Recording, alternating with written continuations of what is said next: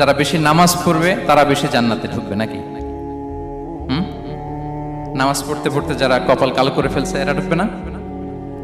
যারা হজ করতে করতে বড় হাজী সাহেব হয়েছে, জিকির করতে করতে হাতে 3-4টা তাসবিহ রেখেছে, তাদের কথা বলা হয়েছে।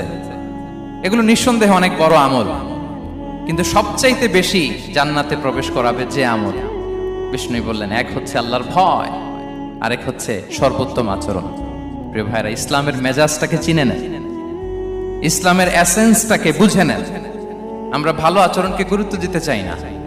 অনেক নামাজি লোক দেখবেন নামাজ পড়তে পড়তে কপালে কালো দাগ ফেলে দিছে, বাসায় বউয়ের সাথে খারাপ আচরণ করে, খিটখিটে মেজাজের, প্রতিবেশীর সাথে শুধু ঝগড়া, কলিগদের সাথে ঝগড়া, মারামারি, দুঃসম্পর্ক, এরকম আছে না নাই বলেন? আছে না?